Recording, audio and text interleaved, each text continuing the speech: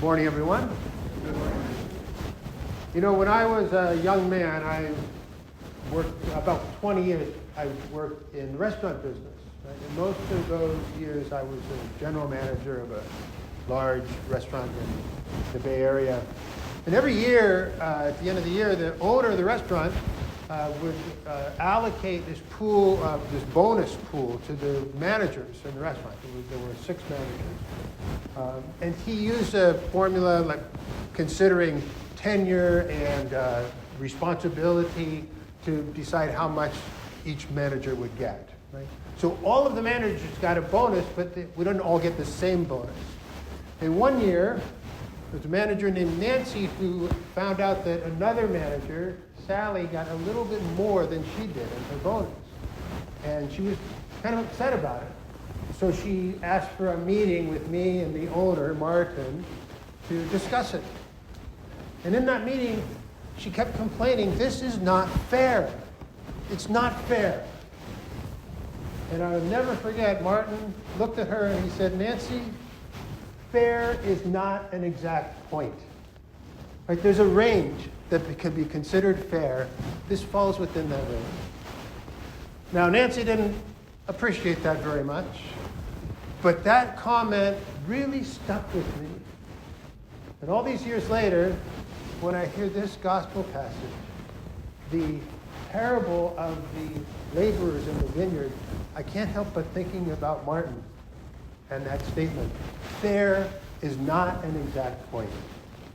Because I'm sure those early morning laborers felt that way. It's not fair at the end of the day that these guys who only work for an hour get paid the same as me who worked the whole day in the burning heat of the sun. But fair is not an exact point.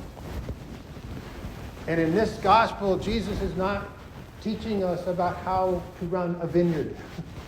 Right? In fact, that's probably not a very good way to run a vineyard at all. Because it won't be long before none of your workers show up in the morning. They all show up at 5 o'clock. Right? It's not going to work well for you. But this isn't about running a vineyard, and it's not about fairness, and it's not about what we deserve. This parable is about love. It's about mercy and compassion and grace.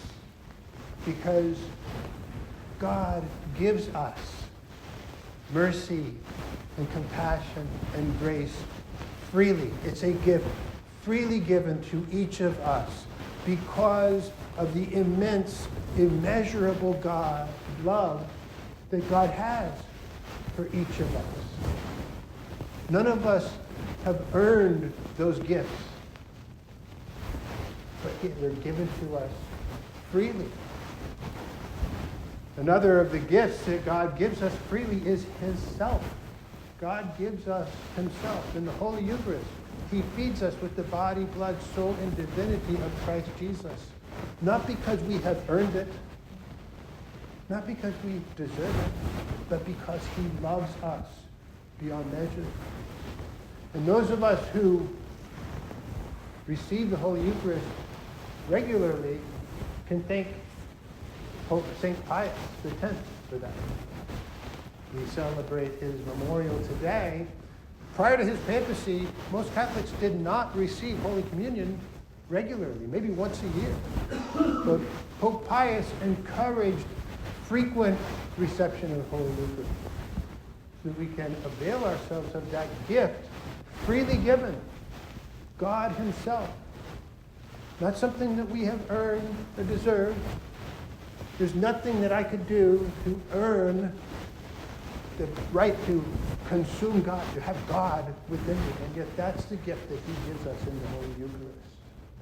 Now we do need to prepare ourselves to receive that gift. Right? Examine our conscience, ensure that we are in a state of grace.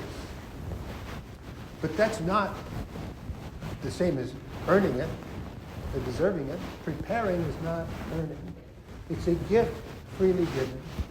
And then the question becomes, what do we do with that gift? These gifts that God gives us so freely, love, compassion, mercy, his very self. What do we do with that? Because we can't just hang on to it for ourselves. These are gifts that can only increase if we share them with others. And that's how we are called to respond, right? We can't earn these gifts by being loving and compassionate and merciful towards others, but we respond to these gifts by being loving, compassionate, and merciful to others. So that's the question to ask ourselves.